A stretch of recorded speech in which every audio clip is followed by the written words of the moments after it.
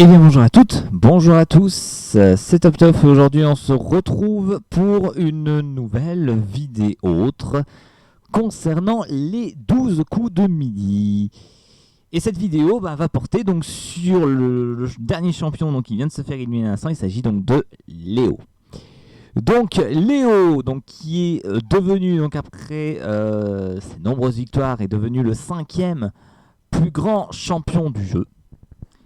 Et je me suis dit, évidemment, comme c'est un grand champion, je vais faire le débrief de son aventure, voir un petit peu ce que j'en ai pensé, et voir notamment ce qui se passe avec lui. Alors avant toute chose, je vais vous préciser quand même un petit truc, c'est que cette vidéo va se découper notamment en 4 parties distinctes. La première partie, donc c'est celle que vous voyez de la première image pour l'instant, c'est les duels de Léo. Voilà, comment Léo a fait ses duels, c'était simple, dur, vous verrez. Enfin là, vous pouvez déjà même commencer à voir. Deuxième partie, ce sera notamment, comment je peux expliquer ça ? La différence entre les questions donc, de primaire ou de collégien, les questions culture G simples, les questions culture G difficiles et les questions piégeuses, voir un petit peu la difficulté entre les questions. Le troisième point qu'on va étudier, ce sera l'élimination des autres grands maîtres de midi. J'ai essayé de refaire un petit peu mes recherches et je me suis dit, on va regarder un petit peu comment ont été éliminés les anciens maîtres de midi, voir un petit peu les différences qu'il y a par rapport à aujourd'hui. Et enfin, le quatrième point que je vais aborder, ce sera notamment la différence avec le jeu d'en face. Donc le jeu de France 2 qui est Tout le monde prend sa place, donc présenté par Nagui. Et je me suis dit, on va essayer de faire aussi la comparaison avec les plus grands champions du jeu de France 2 et voir un petit peu voir un petit peu les différences entre les deux jeux du midi. Allez, donc premier point, les duels de Léo. Donc Léo est arrivé en tant que maître de midi le 31 août. Et d'ailleurs, vous le voyez déjà vous-même sur votre écran, il n'a été pris en duel pour la première fois que le 4 septembre. Donc ce qui signifie que le 31 août, il n'a pas été pris en duel. Et quand il a été maître de midi, que ce soit le 1er septembre, le 2 septembre ou le 3 septembre, il n'a pas été pris en duel. Donc pendant 3 jours, il n'a pas été pris en duel, personne n'a voulu le prendre. Et il a commencé donc avec son premier duel le 4 septembre.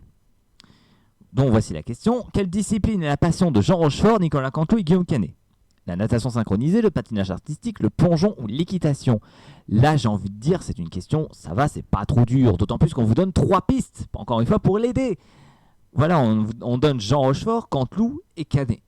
Donc si jamais, à la rigueur, vous ne connaissez pas forcément la passion de Jean Rochefort, vous connaissez certainement la passion de Canteloup, voire même de Canet, avec son film, par exemple, Japlou, qui est un très grand film. Je vous incite à aller la regarder, d'ailleurs, c'est un très grand film, voilà, qui parle évidemment d'équitation. Donc ça, c'est une question qui n'est pas trop dure en soi. Deuxième duel, quel athlète infligea un cinglant démenti aux théories nazies sur la prétendue supériorité de la race aryenne au JO de Berlin en 1936 ? Green, Owens, Lewis ou Christie? Je suis désolé de le dire, les gars, mais il n'y a que Owens qui était né en 1936. Les autres n'étaient pas nés en 1936. Donc la question ne se pose même pas. C'est Jesse Owens. Et en plus, on a quand même beaucoup entendu parler de ça. Troisième duel, quel bâtiment porte un nom inspiré de son fondateur? Bon, là, c'est la Sorbonne, ça va. Bon, je vais essayer de passer un petit peu en revue les duels, parce que j'ai beaucoup à dire aujourd'hui. Quatrième duel, qui a le même nom qu'un célèbre Quincy, Michael ou Indiana? Bon, pareil, encore une fois, si vous ne connaissez pas Quincy Jones, vous connaissez certainement Michael Jones, donc qui a fait notamment un duel avec Jean-Jacques Goldman, notamment avec Je te donne, ou même Indiana Jones, qui est extrêmement connu. Donc encore une fois, on donne 3 pistes pour aider. Cinquième duel, avec quoi fait-on un clafoutis? No comment. Qui a fait la chanson Elle me dit? Dans quel pays peut-on visiter Bruges ou Liège? Bon, question de primaire ou de collégien. Qui est Florent Manodou? Bon, là pareil, encore vous voyez les propositions. Qui est Florent Manodou? Un animal célèbre, un président français, oui bien sûr, un acteur X, encore moins, ou un champion olympique, donc évidemment c'est pas trop dur. Neuvième duel, qui a présenté Danse avec les stars? Pareil, regardez les animatrices. Olivia Adriaco, ça fait belle lurette qu'on l'a pas vu à la télévision. Daniela Lambroso, idem, et Caroline Tresca, idem. La plus connue des 4, c'est Sandrine Quétier. Et je pense qu'un enfant de primaire ou de collégien peut répondre à cette question s'il regarde un minimum Danser avec les stars avec ses parents le vendredi soir ou le samedi. Je ne sais même plus quand est-ce que c'est diffusé. Je crois que c'est le samedi. Voilà, qui regarde ça le samedi. Donc c'était assez connu. 10e duel, alors là, si vous vous rappelez plus de cette vidéo, je l'avais faite, d'ailleurs une vidéo dessus pour pousser un petit coup de griffe. Quelle nation fait résonner dans les stades Lim Flowers of Scotland dans les matchs du tournoi de destination de rugby, où là il y avait carrément marqué Écosse et Scotland en gros juste en dessous, donc là, pas de question à se poser, je peux en revenir là-dessus. 11e duel, quel artiste est un peintre néerlandais mort au Vers-sur-Oise? Bon là, ça peut être un petit peu plus corsé si vous connaissez pas trop, mais bon. Un peintre néerlandais, le seul néerlandais des 4 c'est Van Gogh, donc c'est pas trop dur. 12e duel, quel paysage est emblématique de l'Amazonie et de la Guyane? Bon là c'est la forêt équatoriale, c'est pas trop dur. Dans quel nage le record du monde est le plus rapide? Bon là on peut peut-être hésiter un peu, mais bon c'est le croc, ça va quand même assez vite. 14e duel, qui est censé s'occuper du courrier des lecteurs à la rédaction du journal pour lequel il travaille. Alors là la réponse était Gaston pour Gaston Lagaffe, mais sur l'image on voyait carrément des journaux, donc ça donne un petit indice par rapport à la question. 15e duel, quel animal est le plus rapide? Bon là, un enfant de primaire peut répondre. Quelle langue part-on principalement à Ulaanbaatar? Donc Ulaanbaatar, capitale de la Mongolie, donc évidemment c'est mongol.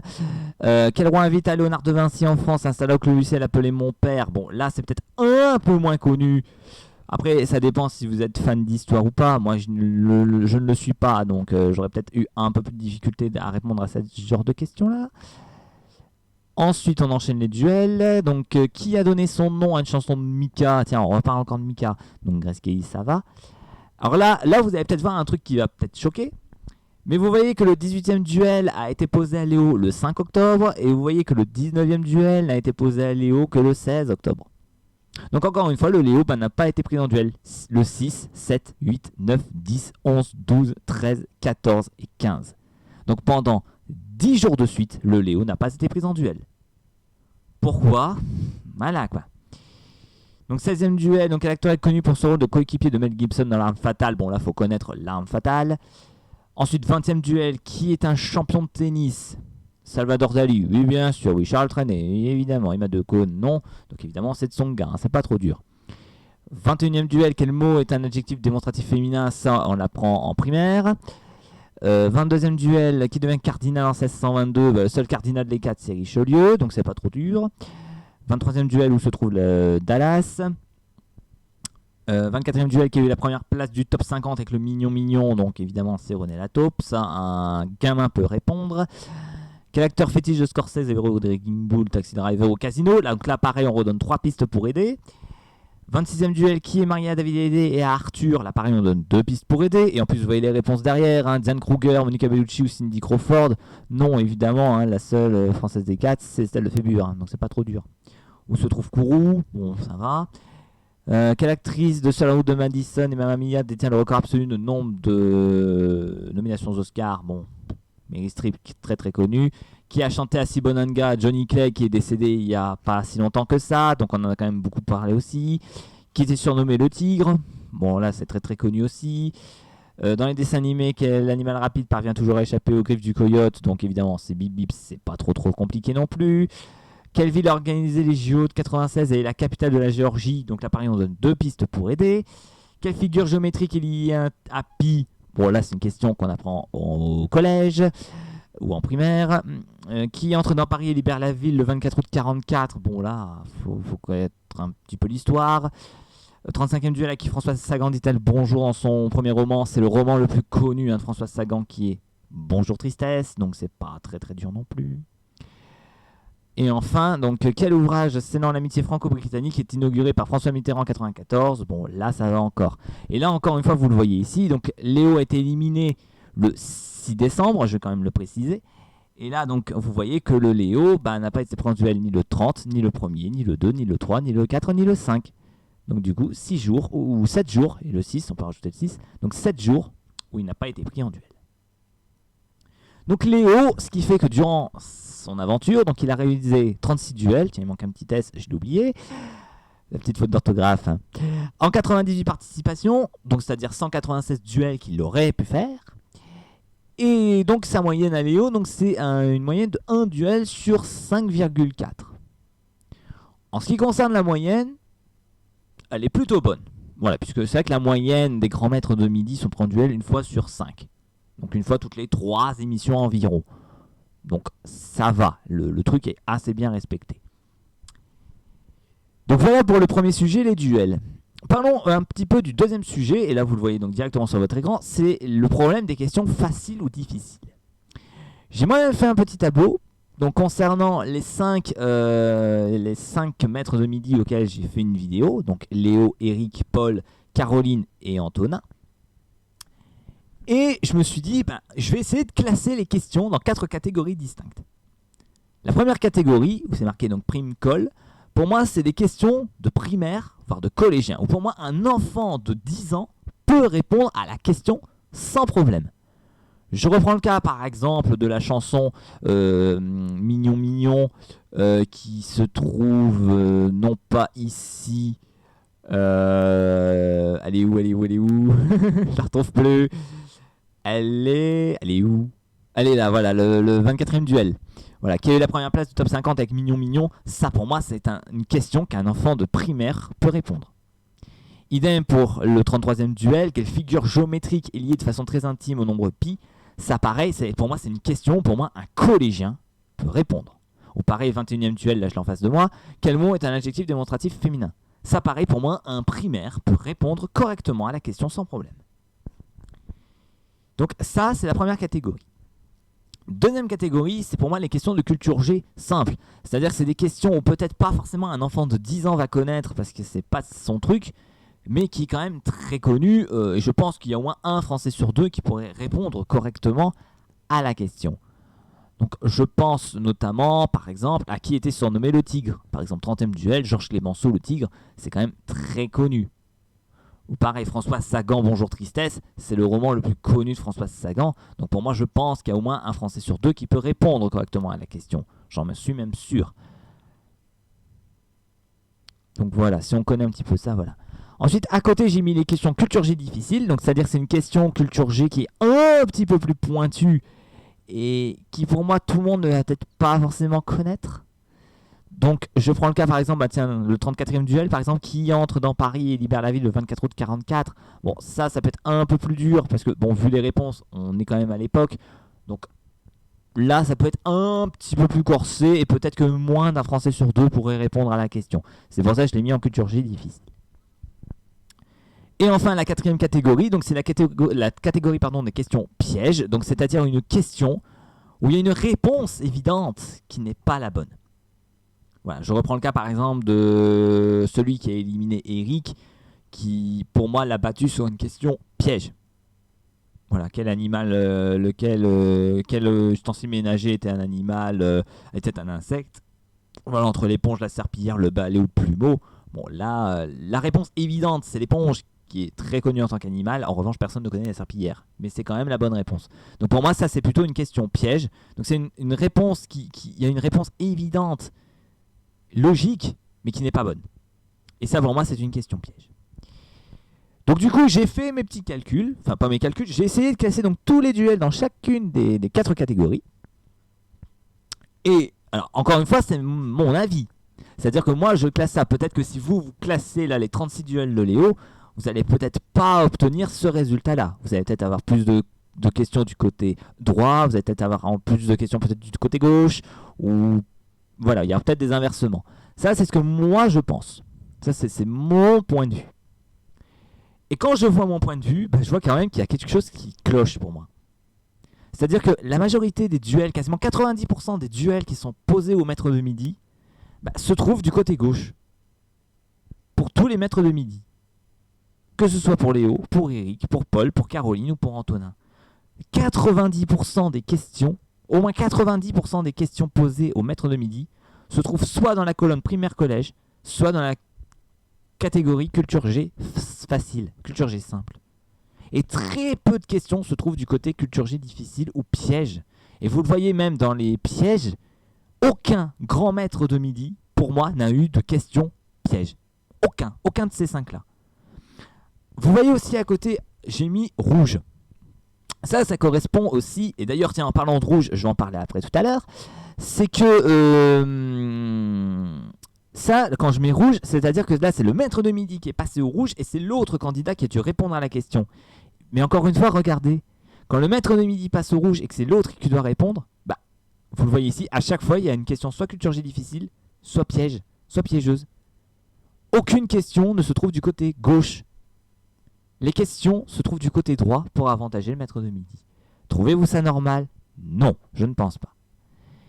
Et justement, je vais en revenir là-dessus, puisque là, vous voyez rouge, rouge, rouge, rouge. Et puis vous voyez, pour Léo, il n'y a pas de rouge. Tu te dis, t'as pas oublié de mettre les trucs de rouge?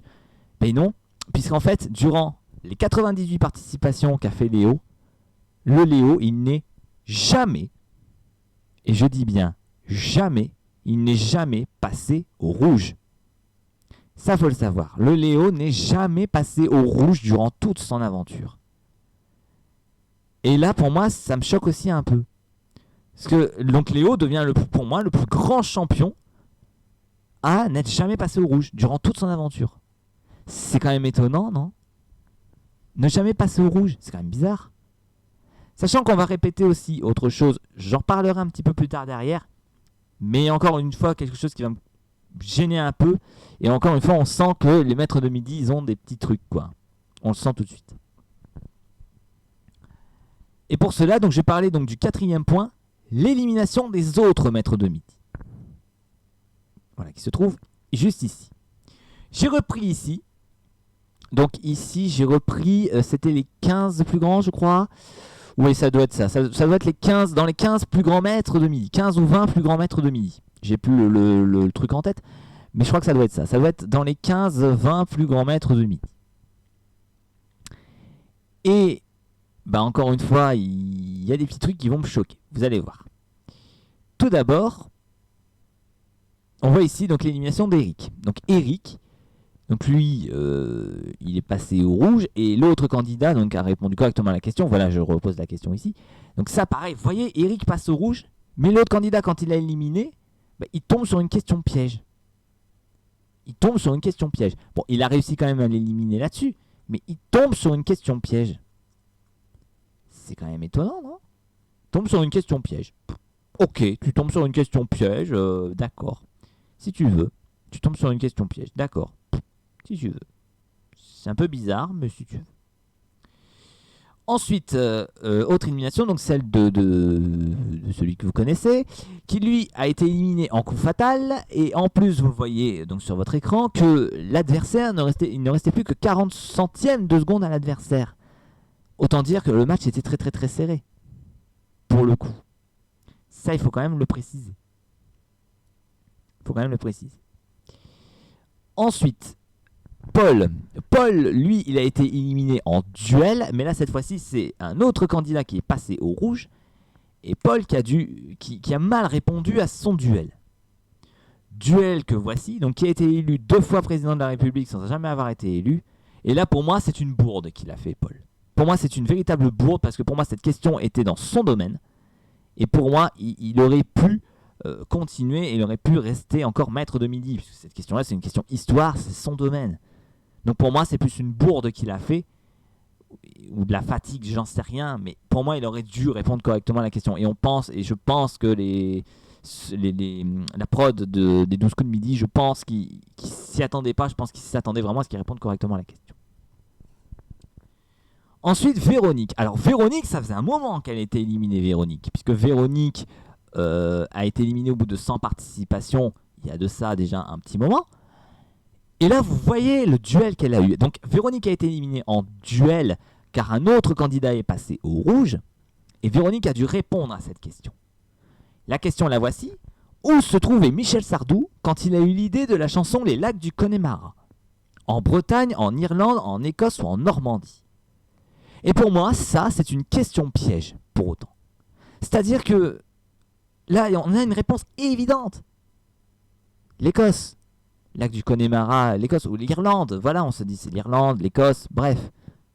C'est plutôt l'Irlande, hein, même au printemps suivant, le CR irlandais était tempé, Maureen a plongé dans un lac du Connemara. Donc c'est l'Irlande. Voilà, on se dit la bonne réponse, c'est l'Irlande. C'est logique. Mais non, la bonne réponse, c'est la Normandie.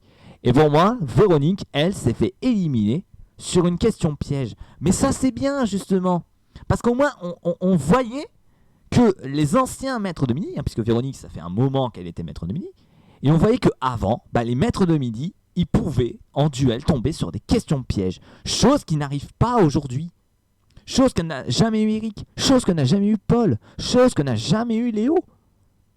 Ils n'ont jamais eu de questions pièges, eux. Pourtant, ils savent y répondre à des questions pièges. On l'a vu plus d'une fois, que ce soit pour Eric, pour Paul ou pour Léo, on l'a vu plus d'une fois qu'ils savent répondre correctement à des questions pièges, parce qu'il y a un souci de date ou autre. On le sait, mais ils n'ont jamais eux-mêmes la question. Tandis que Véronique, elle, l'a eu cette question piégeuse, et à cause de ça, elle s'est fait avoir. Et elle s'est plantée là-dessus. Mais c'est bien, car au moins, Véronique, on pouvait pas dire « Ouais, elle triche, elle a que des questions faciles, c'est toujours des questions... » Non, puisque là, cette question-là est piégeuse. Donc on peut pas la nier qu'elle a une question facile sur ce coup-là. C'est faux, puisqu'elle a eu une question piège. Léo, lui, s'est fait éliminer en coup fatal, mais bon, il restait encore 10 secondes à l'adversaire, donc bon, je ne dirai rien. Timothée, lui, s'est fait éliminer en coup fatal, mais encore une fois, vous voyez, il ne restait que 14 centièmes à l'adversaire, donc encore une fois, match très serré. Benoît, lui, il a mal répondu parce qu'il a été pris en duel et il a mal répondu à cette question. Selon l'expression, lorsqu'on laisse un individu pénétrer dans un lieu où il peut nuire impunément, où fait-on entrer le loup? Donc évidemment, c'est le loup dans la bergerie. Mais, tiens d'ailleurs, il manquait une réponse là, non? Attendez, bougez pas. Oui, voilà, il manque une réponse, voilà. Il y a une écurie, voilà. Donc une étable, une bergerie, une écurie ou un poulailler. Donc évidemment, c'est le loup dans la bergerie. Bon, là pour moi c'était une boutade, parce que pour moi cette question-là, je la qualifierais de culture G simple. Mais Benoît s'est planté. Ça peut arriver, c'était le cas pour Paul aussi. Hein. Pour moi la question de Paul c'était une culture G simple. Mais bon, voilà, il y a eu une petite erreur.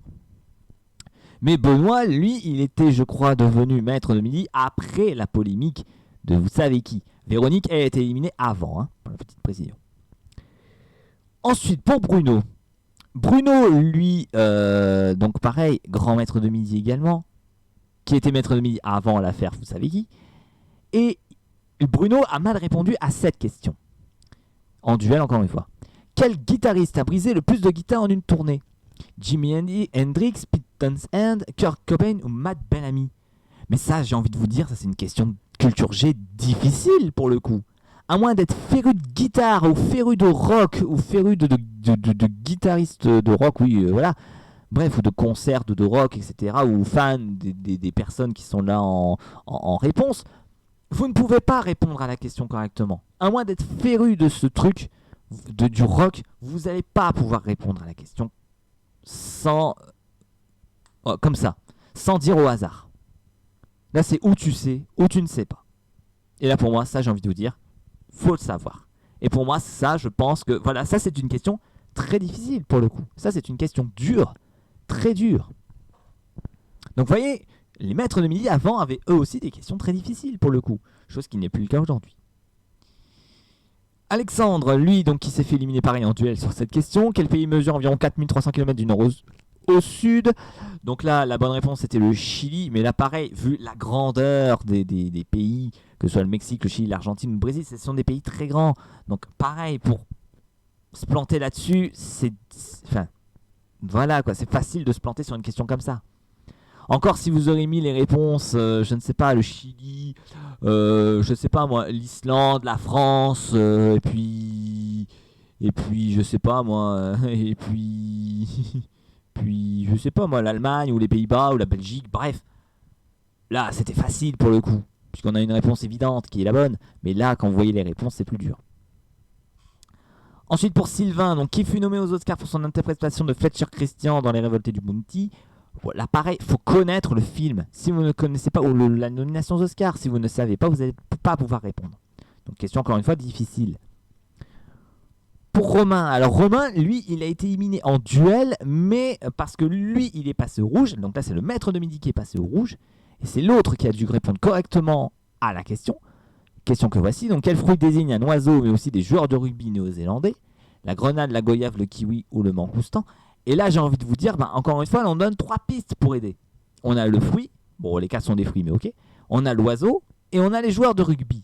Donc là, on a carrément des petites pistes pour aider le candidat qui a réussi à éliminer Romain. Donc vous voyez, même quand un maître de midi passait au rouge avant, puisque Romain, c'était encore une fois avant l'affaire, vous savez qui, Romain, lui, il est passé au rouge, mais l'adversaire a eu pour moi une question plutôt simple. Chose qui n'arrive plus à aujourd'hui. C'est un peu dommage. Julien, alors Julien, il a mal répondu à cette question. À quel moment de l'année ont lieu la fête des mères et la fête des pères? Donc avant l'été, au début de l'été, en plein été ou à la fin de l'été? Et là, pour moi, il s'est planté. Alors là, il peut y avoir confusion. Puisque en effet, la fête des mères, ça tombe bien avant l'été. Ça, je suis d'accord. En revanche, en ce qui concerne la fête des pères, là, il peut y avoir divergence. Puisque la fête des pères peut se dérouler avant l'été, mais peut aussi se dérouler au début de l'été. Parce que l'été, c'est le 21 juin, et la fête des pères peut même des fois se dérouler le 22, 23 ou 23 juin. Donc là, il peut y avoir une petite erreur, un petit truc. Mais bon, la fête des mères, c'est toujours avant l'été, donc là, il n'y a pas trop de soucis à se faire. Mais bon, je ne sais plus quand est-ce que Julien a été éliminé, mais si par exemple Julien s'est fait éliminer le moment où la fête des pères, c'était au début de l'été, bah là, évidemment, il pouvait se planter. Là, c'était logique qu'il se plante. Ensuite, pour Hakim, donc lui, Hakim a mal répondu à cette question. De quelle nécropole proviennent les objets en or les plus anciens jamais découverts par un archéologue? Donc Varna en Égypte, Varna en Bulgarie, Gizeh en Égypte, Nazca au Pérou ou Persépolis en Iran. Voilà, ou Persépolis en Iran. Bon, franchement, pareil, ça c'est une question très difficile pour le coup. Faut savoir ça. Faut savoir répondre à ce genre de questions. Très difficile. Donc, vous voyez, on voit quand même que là, sur les éliminations, on voit quand même que ceux qui ont été éliminés avant l'affaire vous savez qui, étaient éliminés plus justement. C'est-à-dire qu'ils ont eu des questions soit piégeuses, soit difficiles, ou quand ils passaient au rouge, que les autres avaient des questions simples. Chose qui n'est plus le cas aujourd'hui, que ce soit avec Paul, avec Eric ou avec Léo. Et moi, je trouve ça dommage. Mais justement, reparlons un petit peu de Léo 30 secondes. Vous l'avez vu donc que Léo, voilà, si je remets le truc ici, le Léo n'est jamais passé au rouge. Or, je vais vous dire un petit truc. Comment on élimine un candidat dans les 12 coups de midi? Il y a 3 méthodes. Première méthode, c'est que le maître de midi passe au rouge, justement, et que l'autre candidat réponde correctement à la question. Mais vous prenez le cas de Léo, cette première méthode, vous l'annulez complètement, puisque le Léo n'est jamais passé au rouge durant toute son aventure. Donc il ne peut même pas se faire éliminer de cette première façon. Deuxième méthode, cette fois-ci c'est un autre candidat qui passe au rouge et qui défie Léo en duel. Le problème c'est que quand vous voyez la difficulté des questions que je vous remets juste là, comment voulez-vous éliminer un champion alors qu'il a que des questions de primaire ou de collégien ou de culture G simple? C'est difficile les gars, c'est très difficile. Et enfin troisième méthode, c'est en coup fatal. Mais en coup fatal, donc c'est ce qui est arrivé à Léo, il s'est fait éliminer en coup fatal. Mais moi j'ai envie de vous dire justement, pour moi j'ai l'impression que en coup fatal, on se dit quand même, est-ce qu'il n'y a pas des trucs qui clochent? Oui, le Léo il est bon, il est excellent en question de rapidité. Mais il y a un truc qui ne va pas et ça concerne justement les participations. Je reprends le cas d'Eric. Eric qui a fait lui 199 participations. Donc il a réussi à 198 reprises à réaliser, à passer le truc du coup fatal. Mais le truc c'est que c'est lui qui commence à répondre au coup fatal. Donc les secondes commencent à s'égrener de son côté, du côté du champion. Comment on se dit que le gars peut passer 198 émissions comme ça, alors qu'il est toujours en désavantage en termes de coup fatal? C'est étonnant, non? Et là, donc, je vais venir à la dernière partie donc, de la vidéo, parce que bon, il faut quand même en avance, parce que là, je vois qu'on est à 30 minutes. C'est la différence avec les champions de Tout le monde veut prendre sa place. Alors, je vais en parler tout de suite. Vous allez voir ça immédiatement. Voilà, donc là, ici, vous voyez donc l'élimination donc, des 9 plus grands champions des 12 coups de midi, donc entre Eric et Xavier. Et en dessous, j'ai mis l'élimination des plus grands champions de Tout le monde veut prendre sa place. Mais ce n'est pas tout, puisque j'ai mis en dessous, j'ai mis donc avec les champions de Tout le monde veut prendre sa place, j'ai mis à côté le fait est que de leur première défaite. Puisque là, je parlais aussi d'un truc, c'est les avantages et les désavantages du champion dans les deux jeux. Dans Tout le monde veut prendre sa place. Oula, excusez-moi pour ça. Non, c'est pas ça que je voulais faire. C'est pas grave, je vais revenir. Attendez, bougez pas. Attendez, bougez pas, il y a un petit souci d'écran. Veuillez m'excuser. Alors, qu'est-ce qui se passe? Pourquoi j'ai un petit problème? Qu'est-ce qui se passe? Attendez, j'ai un énorme souci, les gars, je suis désolé. C'était pas prévu. Loul. Attendez, bougez pas. Bon, sinon, tant pis, je le ferai pas. Hein, mais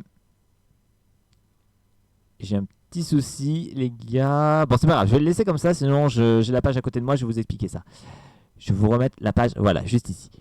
Donc, ici, donc, vous avez les 9 plus grands champions de tout le monde. De toute façon, vous pouvez revoir la page Wikipédia, il n'y a pas de problème.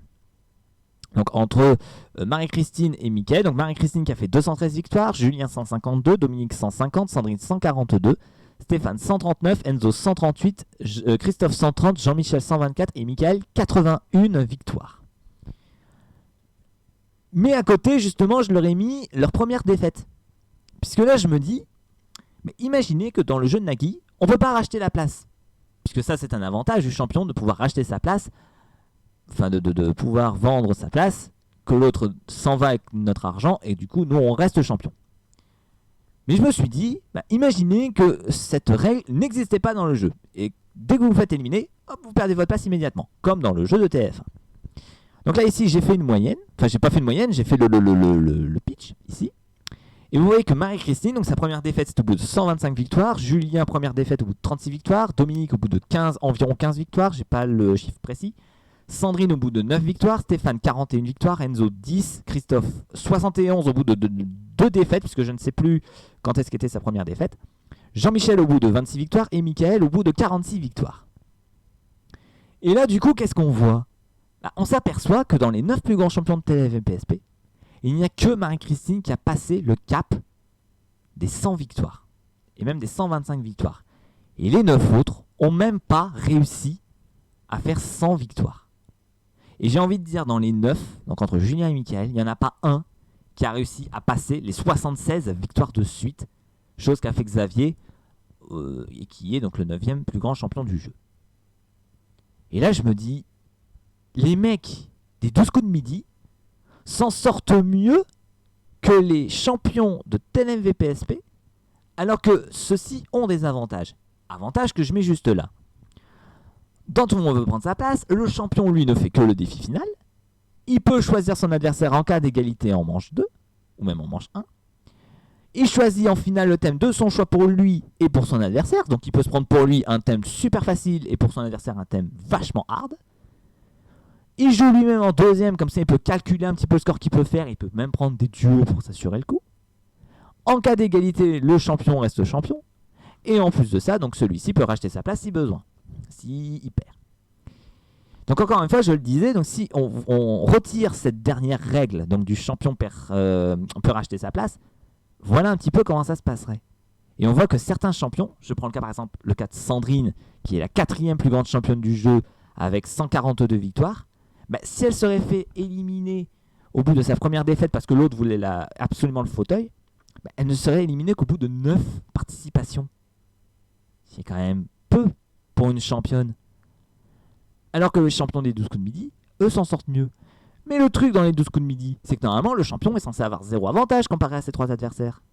Et ils ont même des désavantages. Prenez le cas du coup d'envoi. Dans le coup d'envoi, le champion, lui, commence à répondre au premier aux questions.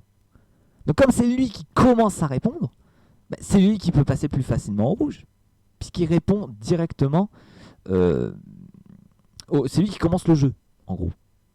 Donc comme c'est lui qui commence le jeu, c'est lui qui peut passer au rouge en répondant faux aux 2 premières questions, alors que les autres n'en ont fait qu'une. Idem au coup par coup, j'ai pas mis au coup par coup, mais c'est un peu le même principe. S'il a vraiment pas de chance sur les 7 réponses et qu'il pioche à chaque fois la mauvaise, boum, il passe au rouge. Et au coup fatal, donc comme je dis, c'est aussi un désavantage, puisque c'est le champion qui commence. Donc comme c'est le champion qui commence, c'est le champion qui perd déjà les secondes pour commencer. Donc on se dit, mais c'est quand même bizarre, les champions des 12 coups de midi s'en sortent mieux, alors qu'ils ont complètement des désavantages, que les champions de Tout le monde veut prendre sa place, qui eux ont des avantages, mais s'en sortent moins bien que les champions des 12 coups de midi. Donc moi je trouve qu'il y a un petit problème. Normalement, ce serait les champions de tout le monde prend sa place qui devraient faire à chaque fois 150 victoires, 200 victoires, 250 victoires, etc. Mais non, c'est les champions des 12 coups de midi qui s'en sortent mieux. C'est étrange, non? Alors que les champions des 12 coups de midi n'ont pas d'avantage. Ils ont que des inconvénients comparé aux champions de tout le monde prendre sa place. Donc il y a quand même des petits soucis là-dessus. C'est mon point de vue, c'est mon ressenti. Dites-moi ce que vous en pensez dans les commentaires. Moi, je vous donne à peu près mon avis. Mais dites-moi ce que vous en pensez. Dites-moi si vous êtes d'accord ou pas avec moi. Ça tombe, je divague complètement, je suis complètement parano. Mais c'est mon ressenti. Voilà, bon allez, je pense qu'on va s'arrêter là parce que là on est quand même à 35 minutes. Je ne sais pas que la vidéo dure 1 heure non plus. Donc on va s'arrêter là donc, pour cette vidéo. Donc n'hésitez pas à me dire ce que vous en pensez. Et en ce qui concerne donc les 12 coups de midi, je continuerai à faire des vidéos, mais je referai certainement une autre vidéo quand un nouveau grand champion arrivera, puisque je suis certain qu'un nouveau champion arrivera dans 3 ou 4 mois. J'en suis certain que dans 3-4 mois, oui, un nouveau grand champion va arriver, et celui-ci va rester encore une fois 3-4 mois, j'en suis sûr, j'en suis sûr. J'en mettrai même à couper et je referai donc une vidéo sur le nouveau grand champion, sur le nouveau phénomène du jeu. Allez, on s'arrête là. Donc c'était top donc pour cette vidéo sur les 12 coups de midi. J'espère que cette vidéo vous aura plu. Et quant à nous, eh bien on se retrouve donc très prochainement pour une toute nouvelle vidéo. Et en attendant, bah moi je vous dis à la prochaine tout le monde.